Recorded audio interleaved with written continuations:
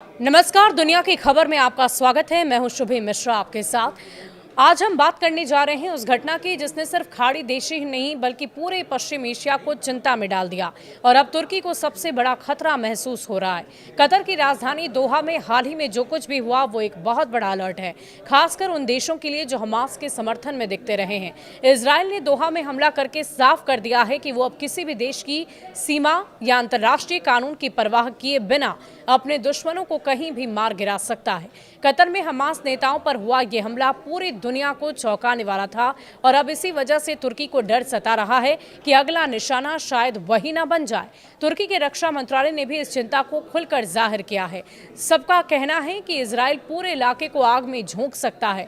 तुर्की और इजराइल के रिश्ते पहले कभी अच्छे हुआ करते थे, लेकिन पिछले कुछ दशकों में गाजा युद्ध और हमास को लेकर दोनों देश के बीच तनाव बहुत ज्यादा बढ़ गया है। तुर्की के राष्ट्रपति एर्दोगन शुरू से ही हमास के समर्थन में रहे।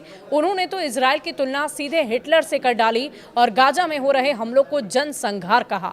कई हमास नेता आज तुर्की में ही रह रहे हैं और ऐसे में अब तुर्की को लगने लगा है कि जिस तरह से दोहे में हमला हुआ वैसा ही कुछ उसके साथ भी हो सकता है।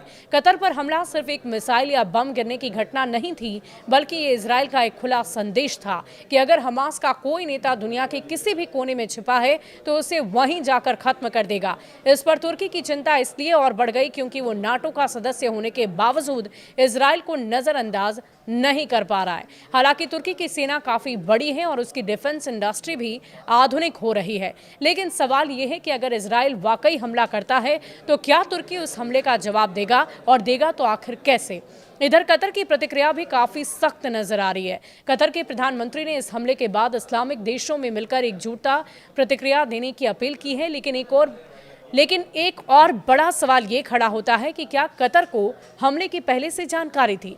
व्हाइट हाउस का ये कहना है कि उसने हमले से पहले कतर को सूचित किया था, लेकिन कतर के प्रधानमंत्री ने इस दावे को नकारते हुए कहा कि अमेरिकी अधिकारी ने उनसे तब संपर्क किया जब हमला शुरू हुआ और 10 मिनट बीत भी चुके थे और दोहा में जबरदस्त धमाका हुआ। इस हमले के बाद खाड़ी देशों का संगठन जीसीसी यानी गल्फ कोऑपरेशन काउंसिल भी दबाव में है। संगठन के कई सदस्य अब्राहम समझौते के तहत इजराइल से रिश्ते बना चुके हैं, लेकिन कतर अब खुद पर हुए इस हमले के बाद बेहद सतर्क हो गया है। एक और चौंकाने वाली बात यह है कि कतर के पास राफेल और F-16 जैसे आधुनिक फाइटर जेट हैं, साथ ही अमेरिकी एयर डिफेंस सिस्टम भी है। फिर भी कतर ने इजराइल के विमानों को रोकने के लिए कुछ नहीं किया। इससे डिफेंस एक्सपर्ट भी हैरान हैं और उनका कहना है कि कतर अगर चाहता तो इजरायली विमानों को मार गिरा सकता था। अब सबकी नजर इस पर है कि तुर्की क्या कदम उठाता है। क्या वो सिर्फ बयानबाजी करता रहेगा या फिर अगर इजराइल उसे निशाना बनाता है तो वो पलटवार करेगा। फिलहाल पश्चिम एशिया में हालात बेहद तनावपूर्ण हैं। कतर पर हुआ ये हमला एक संकेत है और शायद तुर्की के लिए चेतावनी भी। आने वाले दिनों में इस क्षेत्र में हालात और भी ज्यादा बिगड़ सकते हैं। आपका इस विषय में क्या कुछ कहना है, कमेंट सेक्शन में लिखकर जरूर बताइएगा। शुक्रिया।